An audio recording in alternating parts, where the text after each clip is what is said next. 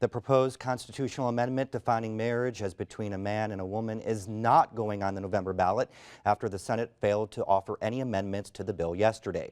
Here's a quick breakdown of what happened. In 2011, the legislature passed the proposed amendment. Lawmakers had to pass the measure again this year in order to send it to the voters for approval. But the House voted earlier this year to remove the amendment's second sentence, which bans civil unions. And the amendment the House voted on specifically required the ratification process to start over. The Senate had the option of reinserting the second sentence, but didn't. The next chance the amendment has to get on the ballot is 2016. Josh and Lynn reports on the likelihood that will happen.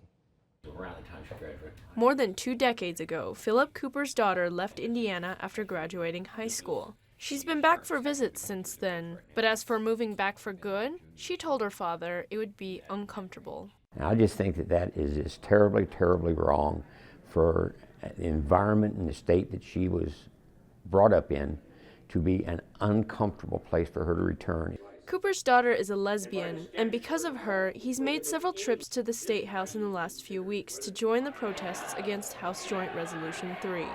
Before the Senate heard the measure Thursday, Cooper said he was thinking about leaving the state if it was voted into the state constitution. I will choose not to live in an environment myself where every person I look at, I have to think, did you vote against my daughter or did you vote for her?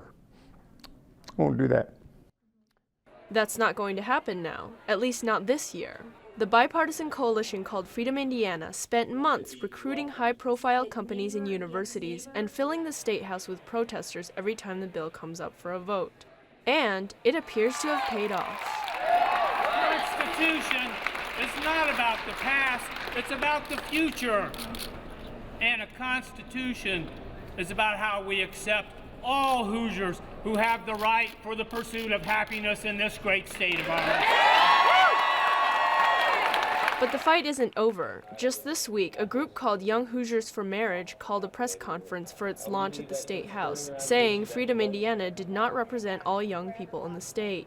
The primary reason the government is in the marriage business, or why we have marriage laws, is because the government has an interest in protecting children and ensuring that, wherever possible, kids have both their mom and dad in their life.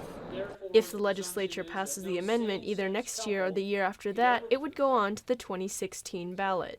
Indiana University political science professor Marjorie Hershey says a lot can happen in 2 years, but there are definite trends when it comes to same-sex marriage. One of the things that's been most remarkable is there's been a tremendously fast change in public opinion about same-sex marriage. We don't normally see a change this fast. 10 years ago, there were no states that legalized same-sex marriage.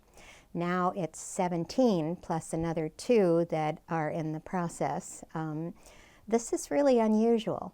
It suggests a change in public opinion that means that the longer people wait for this constitutional amendment, the less likely public opinion is to support it.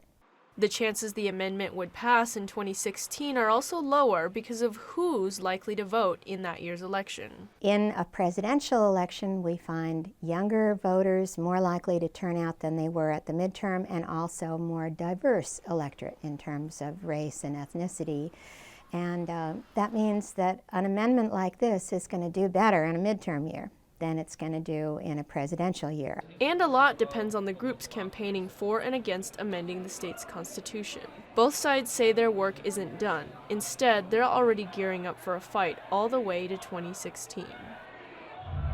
The state Senate plans to vote on HJR-3 Monday. The Senate Majority Leader says he supports the measure as it stands now without the second sentence, but he also says the issue will ultimately be decided not by the state legislature, but by the U.S. Supreme Court.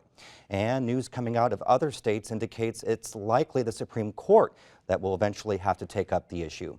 Nevada's Attorney General and Governor announced this week that they would not defend the state's same-sex marriage ban in federal court.